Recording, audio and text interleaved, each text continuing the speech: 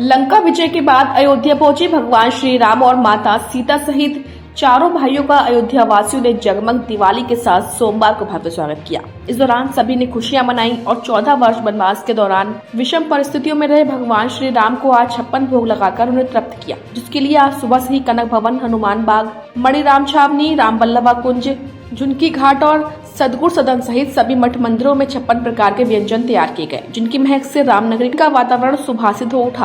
प्रथम आरती के बाद भगवान को व्यंजनों का भोग लगाकर भक्तों में प्रसाद वितरित किया गया। अन्नकूट महोत्सव में प्रसाद पाने के लिए देश विदेश से आए श्रद्धालु पंक्ति में लगे दिखाई दिए। वैसे तो दीपावली के दूसरे दिन ही अन्नकूट महोत्सव होता है, लेकिन इस बार ओरिया तिथि की मान्यता के कारण दीपावली के तीसरे दिन संपन्न हुआ। देखिए, इस अन्नकूट के अवसर पर तो हम हर साल शामिल होते हैं। भगवान का 14 वर्ष का वनवास काट के जब आते हैं तो उनकी खुशी में ये अन्नकूट मनाया जाता है। तो एक अलग सी उमंग रहती है दिल में कि भगवान सब मिल के मनाते हैं, सब खुशी, एक अलग ही भाव रहता है।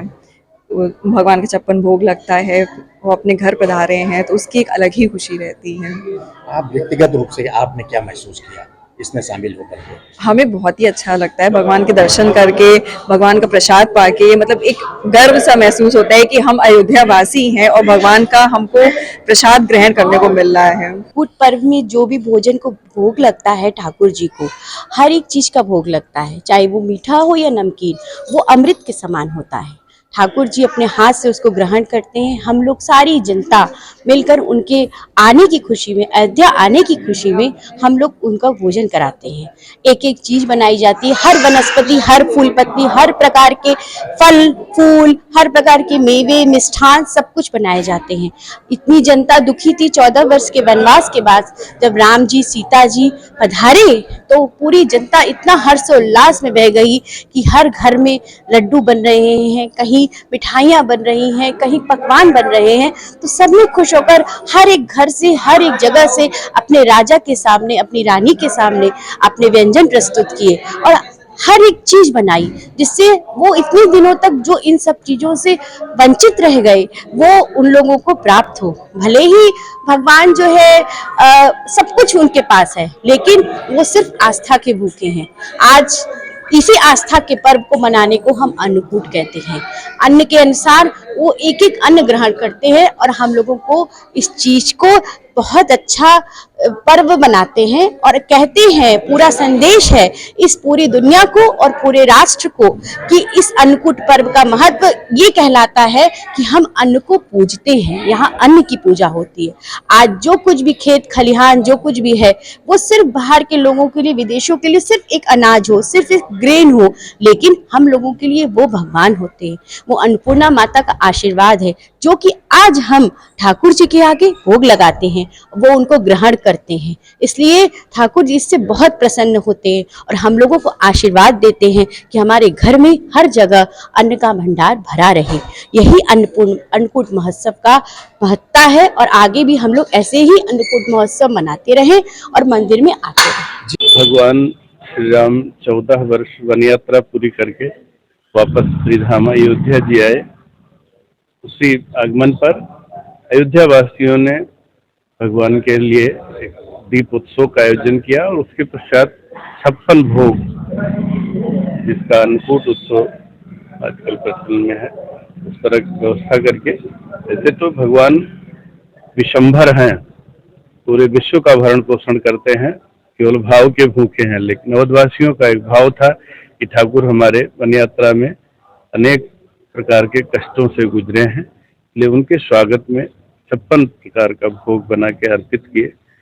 वही उत्सव आज अन्नकूट के उत्सव के रूप में मनाया जा रहा है। क्या आयोजन हुआ अपने मंदिर पर? आयोजन प्रातः काल भगवान का अभिषेक और अभिषेक के उपरांत मंगला आरती और उसके बाद ठाकुर जी का भोग अभी गायन, जो संतों के द्वारा, ऋषि संतों के द्वारा रचित पद हैं, उनके गायन का और भगवान को भोग लग रहा है ठाकुर जी। इसका मनाने का अभिप्राय अयोध्या वासियों का यह है कि प्रभु श्री राघवेंद्र सरकार जब 14 वर्ष वनवास पूर्ण करने के बाद अयोध्या आए तो अयोध्या वासियों के हृदय में एक कल्पना हुआ, एक श्रद्धा उमंगा कि हम प्रभु राघवेंद्र सरकार 14 वर्ष के लिए वनवास गए और वहाँ पर कंद मूल फल यही खाए।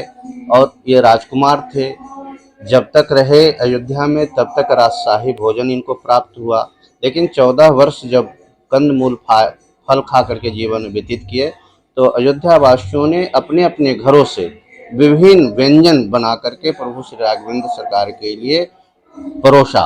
और प्रभु राघवेंद्र सरकार सभी भक्तों को श्रद्धा को देखते हुए जितने भी अयोध्यावासी के नर नारी लाए थे वो सभी भोजन को उन्होंने ग्रहण किया। तब से ये परंपरा अयोध्यावासी अनवरत चलाते आ रहे हैं और उसका अनुपालन कर रहे हैं। महत्व की बात है, इस दिन अयोध्यावासी लोग कहते हैं कि भगवान श्री राघवेंद्र सरकार का जो भी भोग लगाएगा उनका संपूर्ण मनोकामना और जीवन में कभी वो भूखे अपने नहीं सो सकता है। ये इसका महत्व है। तो क्या क्या हुआ आज का दिन हम लोग भगवान श्री राघवेंद्र सरकार का अभिषेक किए। सुबह में पंचामृत से अभिषेक करने के बाद सरजू स्नान हुआ। सरजू स्नान के बाद श्रृंगार आरती सजावट के बाद 56 प्रकार भोग वहाँ पर सजाया गया बन करके। 56 प्रकार तो गिनती का है, लेकिन इस समय तो बहुत प्रकार के भोजन हो जाता है। और अब आरती होगी, आरती के बाद भक्तों का प्रसाद पवाएगा। देखिए, वहाँ पर मंदिर को सजा दिया गया है और नए वस्त्र को पहनाया गया और उसके बाद में जो 56 प्रकार के भोग बने उसका वहाँ भोग लगाया गया। भोग लगाने के बाद आरती किया गया। आरती करने के बाद में जो प्रसाद रहा वहाँ जो उपस्थित रहे उनको वितरण कर दिया गया। यह क्योंकि ये अन्नकूट का जो पर्व है वो बड़े महत्वपूर्ण है और इसका प्रसाद जो है वो बहुत महत्व रखते हैं। इसलिए जो इसका प्रारंभ हुआ है वो भगवान राम के अयोध्या आने के बाद दीपोत्सव और दीपोत्सव के बाद अन्नकूट, और इसका दूसरा नाम है गोवर्धन पूजा। यह भी 56 प्रकार के भोग लगा जो भगवान कृष्ण ने स्वयं लगाया। और जब इंद्र की पूजा होती थी मथुरा में तो उन्होंने कहा कि नहीं, हम गोवर्धन की पूजा करेंगे, जो वहाँ पर्वत है। तो ये भोग गोवर्धन के लिए लगाया गया। उसी में इंद्र बहुत कुपित हो गए थे, लेकिन जब उनको पता चला कि नहीं, ये हमारा जो प्रयास गलत है, जो यह कर रहे हैं वो स्वयं भगवान है, भगवान कृष्ण का वही यह मालूम पड़ा कि ये भगवान है। तो ये दोनों प्रकार की जो गोवर्धन पूजा और अन्नकूट की प्रसिद्धि अयोध्या से है। अयोध्या में रामलला के पास से लगाया गया भोग, क्योंकि यह जो अयोध्या वासियों ने उनके भगवान श्री राम के लला के लिए यह भोगन 56 प्रकार बना करके अर्पित किया था। तो इस प्रकार से पर्व है जो सदियों से चला रहा है और बहुत ही हर्ष उत्साह के साथ इसको सभी मंदिरों में मनाया जाता है। श्रद्धालु और भक्त को किस तरह का पुण्य लाभ मिलता है इस आयोजन में शामिल होने का? हाँ, उससे यही मिलता है कि उनको स्मरण करना, ईश्वर को, भगवान श्री रामलला को स्मरण करना, और चूँकि उनसे उनका प्रसाद है, प्रसाद लगा और प्रसाद को प्राप्त करना। और क्योंकि प्रसाद सुप्रसन्नता, जिस प्रसाद को करने से जो हमारे कष्ट हैं, हमारे चिंताएं हैं, हमारी टेंशन किसी प्रकार से हैं, वो सब समाप्त हो जाती हैं और मन हर्षित हो जाता, प्रसन्न होता है। इसीलिए प्रसाद का अर्थ होता है प्रसादस्तु प्रसन्नता।